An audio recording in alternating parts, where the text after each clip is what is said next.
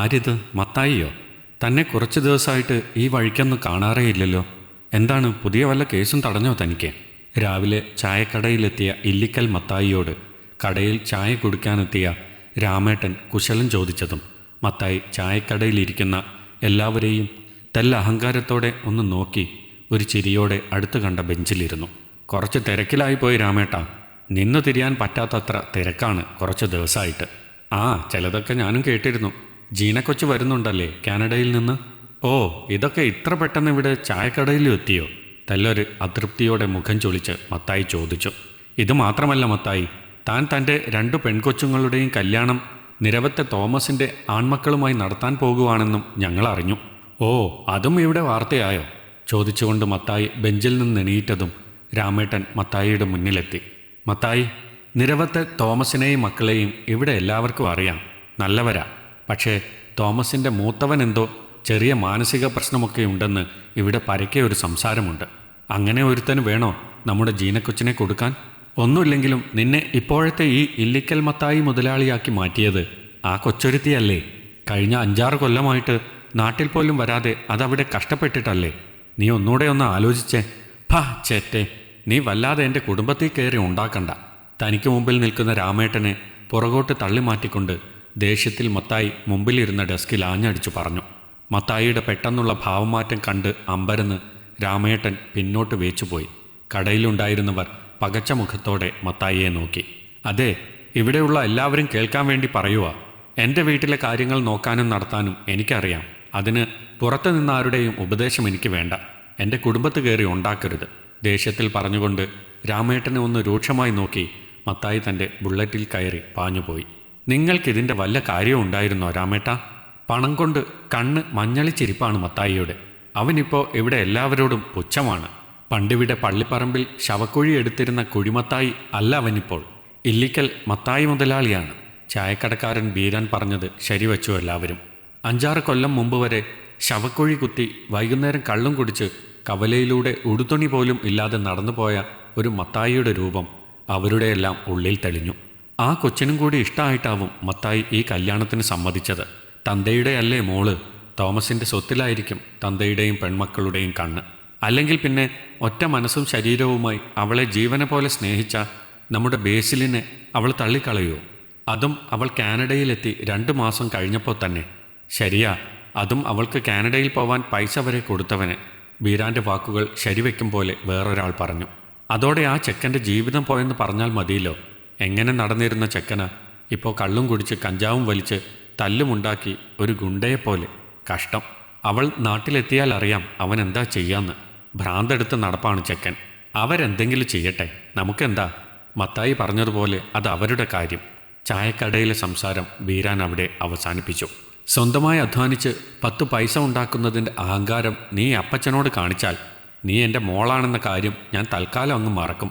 കാല് രണ്ടും തല്ലിയൊടിച്ച് നിന്നെ പെരക്കകത്തിട്ട് പൂട്ടിയിട്ടാൽ എന്നോടത് ചോദിക്കാൻ ഇവിടെ ഒരു പട്ടിയും വരില്ല. ഇതെൻ്റെ വീടാണ്, ഇല്ലിക്കൽ മത്തായി എന്ന എൻ്റെ വീട്. ഇവിടെ ഞാനാണ് കാര്യങ്ങൾ തീരുമാനിക്കുന്നത്. ഈ ഞാൻ നെഞ്ചിലടിച്ചുകൊണ്ട് അഭിമാനത്തോടെ പറയുന്ന അപ്പച്ചനെ കണ്ണിമ ചിമ്മാതെ നോക്കി നിന്നു ജീന. കാര്യം എൻ്റെ പിടിപ്പുകേടുകൊണ്ട് നമ്മുടെ കുടുംബത്തിന് ഞാൻ കുറേ നഷ്ടമൊക്കെ ഉണ്ടാക്കിയിട്ടുണ്ട്. നീ അതെല്ലാം ജോലിയെടുത്ത് വീട്ടിയിട്ടുമുണ്ട്.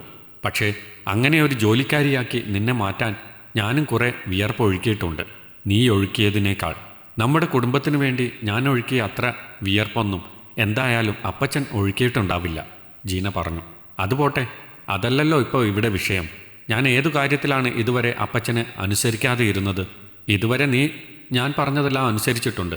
പക്ഷേ ഇപ്പോൾ നിന്റെ കല്യാണക്കാര്യത്തിൽ മാത്രം. മതി അപ്പച്ച, കൂടുതൽ പറഞ്ഞ് കാര്യം വഷളാക്കണ്ട. വിവാഹം എന്നത് എൻ്റെ ഭാവി ജീവിതത്തിൻ്റെ കാര്യമാണ്. അതിൽ സ്വന്തമായൊരു തീരുമാനം എടുക്കാനും നടപ്പിലാക്കാനുമുള്ള പ്രായവും പക്വതയും എനിക്കുണ്ടെന്ന് തന്നെയാണ് എൻ്റെ വിശ്വാസം. ഒന്നുമില്ലെങ്കിലും കടത്തിൽ മുങ്ങിത്താഴ്ന്ന് മരണവക്കിലെത്തിയ ഈ കുടുംബത്തെ ഇന്നത്തെ നിലയിലെത്തിച്ചത് ഞാനല്ലേ? അപ്പോൾ ഞാൻ മതി എൻ്റെ വിവാഹക്കാര്യം തീരുമാനിക്കാൻ. അതിൽ അപ്പച്ചനോ അമ്മച്ചിയോ അനിയത്തിയോ ഇടപെടേണ്ട. അപ്പച്ചന് പുറകിലായി തന്നെ ദേഷ്യത്തിൽ നോക്കിക്കൊണ്ടിരുന്ന അനിയത്തി ജിൻസിയെ നോക്കി കടുപ്പത്തിൽ പറഞ്ഞുകൊണ്ട് ജീന പുറത്തേക്ക് പോയി. ജീനയുടെ എടുത്തടിച്ചതുപോലുള്ള സംസാരത്തിൽ മത്തായി ഒരു നിമിഷം പതറിപ്പോയി.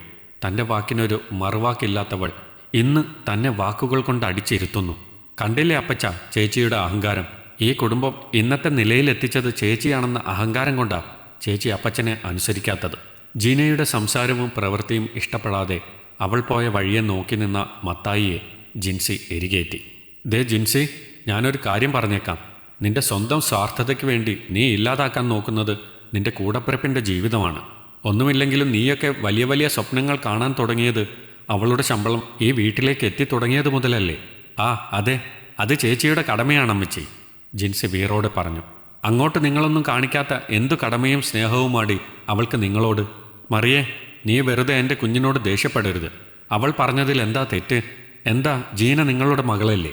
അവളെ കാണാൻ ഇവളുടെ അത്രയും ചന്തമൊന്നും ഇല്ലെങ്കിലും അവളും നിങ്ങളുടെ മകൾ തന്നെയാണ്. പക്ഷേ നിങ്ങൾക്കെന്നും ഇഷ്ടക്കൂടുതൽ ഇളയവളോടാണ്. അതെ, എനിക്ക് കൂടുതൽ ഇഷ്ടം ഇവളെ തന്നെയാണ്. ഇവൾക്ക് എൻ്റെ അമ്മയുടെ രൂപമാ, മത്തായി ജിൻസിയെ തന്നോട് ചേർത്ത് നിർത്തി അഭിമാനത്തോടെ പറഞ്ഞു. രൂപം മാത്രമല്ല, സ്വഭാവവും അതുതന്നെ. സ്വന്തം കാര്യം എങ്ങനെയും നടത്തണമെന്നേ ഉള്ളൂ ഇവൾക്ക്, നിങ്ങളുടെ തള്ളയെപ്പോലെ. ദേ മറിയ, നീ പറഞ്ഞ് എൻ്റെ അമ്മയെ പറയരുത്. ഞാനൊന്നും പറയുന്നില്ല. പക്ഷേ ഇവളെ കണ്ടിഷ്ടപ്പെട്ട ചെക്കൻ കൂട്ടർക്ക് ഇവളുടെ ചേച്ചിയായ ജീനയെയും അവരുടെ മരുമകളായി വേണമെന്ന് എന്താ ഇത്ര നിർബന്ധം? നിങ്ങൾ അന്വേഷിച്ചോ അതിനെപ്പറ്റി? അതൊക്കെ ഞാൻ അന്വേഷിച്ചതാ. ഈ നാട്ടുകാർ പറയും പോലെ അത്ര വലിയ മാനസിക പ്രശ്നമൊന്നും അവനില്ല. അവനിഷ്ടപ്പെടാത്ത കാര്യങ്ങൾ ആരെങ്കിലും ചെയ്താൽ അവന് ദേഷ്യം വരും. അപ്പോൾ കണ്ണിൽ കണ്ടതൊക്കെ എറിഞ്ഞുടയ്ക്കും. അത് കഴിഞ്ഞാൽ അവൻ്റെ ദേഷ്യവും മാറും. ജീന ഒരു നേഴ്സല്ലേടി. അവളൊരു തഞ്ചത്തിലും മയത്തിലുമൊക്കെ അവനോട് പെരുമാറിക്കോളുമെന്ന് അവർക്ക് മനസ്സിലായതുകൊണ്ടാണ് അവരിങ്ങനെ ഒരു നിർദ്ദേശം വെച്ചത്. നമ്മുടെ ഭാഗ്യം. എങ്ങനെയെങ്കിലും അവളെക്കൊണ്ട് അതിന് സമ്മതിപ്പിക്കണം. ആ കല്യാണം നടന്നാലേ എൻ്റെ ഈ ജിൻസിമോൾ ആഗ്രഹിച്ച ചെക്കനെ ഇവൾക്കും ഞാൻ ആഗ്രഹിച്ച നിരവത്തെ തോമസിൻ്റെ സ്വത്ത് എനിക്കും കിട്ടുകയുള്ളൂ. അവളിങ്ങ് വരട്ടെ. അവളെ എങ്ങനെ സമ്മതിപ്പിക്കണം എന്നെനിക്കറിയാം, മത്തായി ചിന്തയോടെ പറഞ്ഞു. എന്താടി, പേടിച്ചു പോയോ? അടച്ചിട്ട മുറിയിൽ കൈകാലുകൾ ബന്ധിച്ച നിലയിൽ ബേസിലിനു മുമ്പിൽ നിൽക്കുമ്പോൾ ജീനയ്ക്ക് ഒട്ടും പേടി തോന്നിയില്ല. ഞാൻ എന്തിനാ ബേസിലെ നിന്നെ പേടിക്കുന്നത്? ആരും കാണാതെ എന്നെ തട്ടിക്കൊണ്ടുവന്ന് കെട്ടിയിട്ടെന്ന് കരുതി ഞാൻ നിന്നെ പേടിക്കുകയോ? ജീന അക്ഷോഭയായി പറഞ്ഞതും ബേസിൽ അവളുടെ കവിളിൽ കുത്തിപ്പിടിച്ചു. നീ പേടിക്കും ഡി, നിന്നെ ഞാൻ പേടിപ്പിക്കും. അവൻ്റെ ഞെരിഞ്ഞമർന്ന പല്ലുകൾക്കിടയിലൂടെ വാക്കുകൾ പകയോടെ പുറത്തു ചാടി. അവൻ്റെ വായിൽ നിന്ന് മദ്യത്തിൻ്റെ രൂക്ഷഗന്ധം മുഖത്തടിച്ചതും ജീന മുഖം വെട്ടിച്ചു. അങ്ങനെ അങ്ങ് മുഖം വെട്ടിക്കാതെടി. 5-6 കൊല്ലം മുമ്പ് ഇതേ മുഖത്ത് ഞാൻ എത്രയോ വട്ടം ഉമ്മ വെച്ചിട്ടുണ്ട്. അന്നൊന്നും നീ ഇങ്ങനെ തല വെട്ടിച്ചിട്ടില്ലല്ലോ. പിന്നെ എന്തു പറ്റി ഇപ്പോൾ? അന്നൊന്നും നീ ഇങ്ങനെ കള്ളുകുടിയാനായിരുന്നില്ല ബേസിൽ. ഇതേപോലെ കഞ്ചാവ് ഉപയോഗിക്കുന്നവനും ആയിരുന്നില്ല, ജീന വേദനയോടെ പറഞ്ഞു. ശരിയാണ്, ഞാൻ ഇങ്ങനെ ആയിരുന്നില്ല. ഇങ്ങനെ ആക്കിയത് നീയാണ്. നിന്റെ തന്തയെപ്പോലെ പണം കണ്ടപ്പോൾ നിന്റെ കണ്ണ് മഞ്ഞളിച്ചു. ബേസിൽ ഒന്നിനും കൊള്ളാത്തവനായി അല്ലേടി ചൂലേ? പകയോടെ ബേസിൽ അവളുടെ കഴുത്തിൽ ഞെക്കിപ്പിടിച്ചു. ശ്വാസം കിട്ടാതെ ജീന തല വെട്ടിച്ചതും അവൻ കൈയെടുത്തു. എൻ്റെ ജീവനിൽ കലർന്നവളായിരുന്നു നീ. നീയില്ലെങ്കിൽ ഞാനില്ല എന്ന് എത്ര പ്രാവശ്യം നീ എന്നോട് പറഞ്ഞിട്ടുണ്ടടി. നിനക്ക് 4 പുത്തൻ കയ്യിൽ വന്നപ്പോൾ എന്നെ വേണ്ട. ഭ്രാന്തനാണെങ്കിലും പണക്കാരനെ മതി അല്ലേടി നന്ദിയില്ലാത്തവളെ? അതേടാ, ഭ്രാന്തനാണെങ്കിലും എനിക്ക് അവനെ മതി. അവൻ്റെ തന്തയുടെ കയ്യിലെ പണം മതി എനിക്ക് സുഖിച്ച് ജീവിക്കാൻ. നിന്റെ കയ്യിൽ എന്തുണ്ട്? വെറുതെ ആണാണെന്ന് പറഞ്ഞ് നടക്കാൻ അറിയാമെന്നല്ലാതെ ആണാണെന്ന് വെറുതെ പറഞ്ഞ് നടക്കുകയല്ലടി ഞാൻ ആണ് തന്നെയാ. അത് നിനക്കും മനസ്സിലാക്കി തരാൻ തന്നെയാ നിന്നെ ഞാൻ ഇങ്ങോട്ട് കൊണ്ടുവന്നത്. എന്നെ പറ്റിച്ച് സന്തോഷമായി കഴിയാമെന്ന് കരുതിയവളല്ലേ നീ? അപ്പോൾ ഒരു വട്ടമെങ്കിലും നിന്റെ വട്ടനേക്കാൾ മുമ്പേ നിന്നെ എനിക്കറിയണമെടി. ഞാൻ തന്ന സ്നേഹത്തിൻ്റെ പകരമായിട്ട് ഞാൻ അനുഭവിച്ചതിൻ്റെ ഉച്ഛിഷ്ടം മതിയാവന്. സ്നേഹം കൊണ്ടും ശരീരം കൊണ്ടും നിന്നെ ആദ്യം നേടുന്നവൻ ഞാനാവട്ടെ, പകയോടെ പറഞ്ഞവൻ അവളുടെ ദേഹത്ത് കൈവച്ചിട്ടും മുഖത്ത് യാതൊരു പേടിയുമില്ലാതെ അവൾ അവനെ നോക്കി നിന്നു. എന്താടി, ഞാൻ പറഞ്ഞത് നിനക്ക് വിശ്വാസമായില്ലേ? അവളുടെ ഭയമില്ലായ്മ അവനെ അമ്പരിപ്പിച്ചു. ഇല്ല ബേസിൽ, നീ എന്നെ ഒന്നും ചെയ്യില്ല. നിനക്കതിനാവില്ല. എൻ്റെ ഈ മനസ്സും ശരീരവും അതെന്നെ കെട്ടുന്ന നിരവത്തെ പയ്യന് മാത്രമുള്ളതാണ്, വീറോടെ ജീന പറഞ്ഞു. ഇത്ര നേരം ഞാൻ നിന്റെ ചെയ്തികൾ കണ്ടു നിന്നത് ഒരിക്കൽ ഞാൻ നിന്നെ ഇഷ്ടപ്പെട്ടിരുന്നത് കൊണ്ട് മാത്രമാണ്. മര്യാദയ്ക്ക് എൻ്റെ കൈകാലിലെ കെട്ടുകൾ അഴിച്ചുവിടടാ ചെറ്റെ. പറഞ്ഞതും ജീന തനിക്കരികിൽ നിൽക്കുന്ന ബേസിലിൻ്റെ നെഞ്ചിൽ തലകൊണ്ട് ഒരിടി നൽകിയതും ഒരുമിച്ചായിരുന്നു.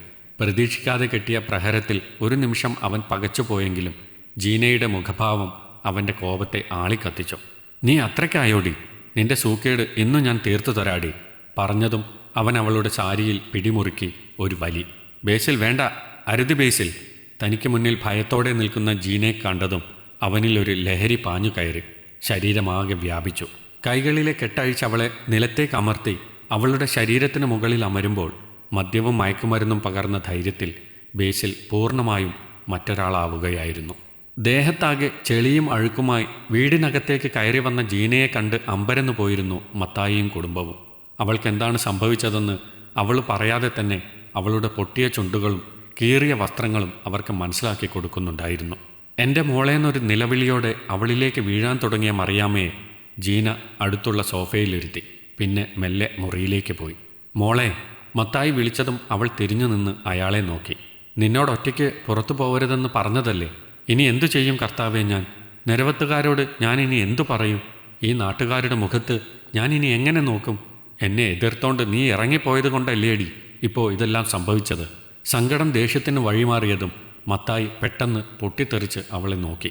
എല്ലാം ഇവൾ നശിപ്പിച്ചു അപ്പച്ച. പഴയ ഇഷ്ടക്കാരൻ്റെ കൂടെ അഴിഞ്ഞാടിയിട്ട് വന്നേക്കുന്നു അവൾ. ഇനി എങ്ങനെയാ ഞാൻ ആൽബിയുടെ മണവാട്ടിയാകുന്നത്? ഇവളെ കെട്ടാൻ അവരിനി വരില്ല. എൻ്റെ ജീവിതം പോയല്ലോ അപ്പച്ചാന്ന് പറഞ്ഞ് ജിൻസി മത്തായിയെ കെട്ടിപ്പിടിച്ച് കരഞ്ഞു. ചേച്ചിയെ കാണാതെ ഞങ്ങളൊക്കെ വിഷമിച്ചിരിക്കുകയായിരുന്നു. ചേച്ചിക്ക് എന്താണ് പറ്റിയത് എന്ന് ചോദിക്കേണ്ട. അനിയത്തിയുടെ പ്രകടനം കണ്ടതും ജീനയുടെ മുഖത്ത് വേദനയിൽ പൊതിഞ്ഞൊരു ചിരി വിടർന്നു. അവളൊന്നും മിണ്ടാതെ മുറിയിലേക്ക് പോയി. പിറ്റേന്ന് രാവിലെ പുറത്തേക്കിറങ്ങിയ മത്തായി അതിയായ സന്തോഷത്തോടെ വീട്ടിലേക്ക് മടങ്ങി വന്നതും സോഫയിലിരുന്ന ജിൻസിയെ സന്തോഷത്തോടെ കെട്ടിപ്പിടിച്ചു. അപ്പച്ചൻ്റെ സന്തോഷത്തിൻ്റെ കാര്യമറിയാതെ ജിൻസി പകച്ച് അപ്പച്ചനെ നോക്കിയ നേരത്ത് തന്നെയാണ് ജീന വാതിൽ തുറന്ന് പുറത്തേക്ക് വന്നത്. ആ മോളെ, ഞാൻ പുറത്തെല്ലാം പോയടി. നിനക്ക് സംഭവിച്ച അപകടം ആരും അറിഞ്ഞിട്ടില്ല. അവൻ ആരോടും ഒന്നും പറഞ്ഞിട്ടില്ല. നമ്മുടെ ഭാഗ്യം. കർത്താവ് നമ്മുടെ ഒപ്പമാണ്. എത്രയും പെട്ടെന്ന് നമുക്ക് നിരവത്തുകാരുമായിട്ടുള്ള കല്യാണം നടത്തണം മോളെ. അതിന് ഞാൻ ആദ്യം തന്നെ ആ കല്യാണത്തിന് സമ്മതിച്ചിട്ടില്ലല്ലോ അപ്പച്ച. ജീന പൊടുന്നനെ പറഞ്ഞതും മത്തായിയുടെ മുഖം ദേഷ്യം കൊണ്ട് വിറച്ചു. നീ എന്താടി പറഞ്ഞത്? അയാൾ ദേഷ്യത്തിൽ ചോദിച്ചു. അപ്പച്ചന് മനസ്സിലായില്ലേ ഇതുവരെ കാര്യങ്ങൾ? ഇവൾ അവളുടെ പഴയ കാമുകനെ തന്നെ കെട്ടാനുള്ള പരിപാടിയാണ്. ഒന്നുമില്ലെങ്കിലും ഉടുതുണിയില്ലാതെ ഇവളെ ആദ്യം കണ്ടവനല്ലേ? ആണോടി പട്ടിച്ചി? എന്നെ നീ വിഡ്ഢിവേഷം കെട്ടിക്കുകയായിരുന്നു. എൻ്റെയും എൻ്റെ കൊച്ചിൻ്റെയും ഏറ്റവും വലിയ സ്വപ്നമാണ് നീ ഇല്ലാതാക്കിയത്. ഞങ്ങളുടെ ശവത്തിൽ ചവിട്ടിയെ നീ അവനൊപ്പം പൊറുക്കുകയുള്ളൂ. മത്തായിയാ പറയുന്നത്.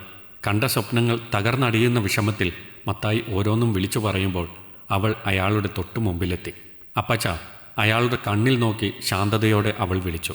ഒരു വലിയ പേമാരിക്ക് മുമ്പുള്ള ശാന്തത. ഈ കുടുംബത്തിനു വേണ്ടി അന്യനാട്ടിൽ പോയി കഷ്ടപ്പെട്ട എൻ്റെ ജീവിതത്തിന് നിങ്ങൾ വിലയിട്ടത് നിങ്ങളുടെ സ്വപ്നങ്ങൾ കൊണ്ടാണ്. ആ തിരിച്ചറിവ് എനിക്കുണ്ടായതുകൊണ്ടാണ് ഞാൻ ഇത്രയും പറയുന്നത്. എല്ലാം ശ്രദ്ധിച്ചു കേൾക്കണം നിങ്ങൾ. സാധാരണ ഒരു പെൺകുട്ടി തളർന്നു പോവേണ്ട അവസ്ഥയിലൂടെയാണ് ഞാൻ ഇന്നലെ കടന്നുപോയത്. എന്നിട്ടും പതറാതെ ഞാൻ ഇന്നിവിടെ ഇങ്ങനെ നിൽക്കുന്നുണ്ടെങ്കിൽ അത് ഉടുതുണിയില്ലാതെ എന്നെ കണ്ട ബേസിലിനെ ഇവൾ പറഞ്ഞതുപോലെ കെട്ടാം എന്ന് കരുതിയല്ല. അങ്ങനെ എന്നെ ഉടുതുണിയില്ലാണ്ട് കണ്ടവന്മാരെ കെട്ടാനായി ഞാൻ ഇറങ്ങിത്തിരിച്ചാൽ അതൊരു ബേസിലൊന്നും ഒതുങ്ങില്ല. ജീന പറയുന്നത് എന്താണെന്നൊരു സെക്കൻഡ് മത്തായിക്കും ബാക്കിയുള്ളവർക്കും മനസ്സിലായില്ല. മനസ്സിലായതും ഞെട്ടിപ്പകച്ച് അവർ ജീനയെ നോക്കി. എന്തേ, ഞെട്ടിപ്പോയോ അപ്പച്ചൻ? എന്നാൽ ഞെട്ടണ്ട, ഞാൻ പറഞ്ഞത് സത്യമാണ്. ഒരാൾക്കല്ല, എത്രയോ ആൾക്കാരുടെ മുന്നിൽ ഉടുതുണി ഉരിഞ്ഞവളാണ് ഞാൻ. ജീന പറയുന്നത് വിശ്വസിക്കാൻ കഴിയാതെ ജിൻസി അവളെ തുറിച്ചു നോക്കി. തൻ്റെ ശരീരം തളർന്നെന്ന പോലെ മത്തായി മറിയയുടെ അരികെ സോഫയിലിരുന്നു. ഞാൻ ജോലി ചെയ്യുന്ന ഹോസ്പിറ്റലിലെ ഡോക്ടറുടെ ചതിയിലാണ് എനിക്കെന്നെ ആദ്യമായി നഷ്ടപ്പെട്ടത്. ജീവിതം തീർന്നെന്ന് ഞാൻ കരുതിയ ദിവസങ്ങൾ. അന്നാണ് ഞാൻ ബേസിലിനെ വിളിച്ച് ബന്ധം അവസാനിപ്പിക്കാമെന്ന് ആദ്യം പറഞ്ഞത്. മറ്റൊരുത്തൻ ചതിയിലൂടെയാണെങ്കിലും സ്വന്തമാക്കിയ ശരീരവുമായി എനിക്ക് അവനൊപ്പം ജീവിക്കാനാവില്ലായിരുന്നു.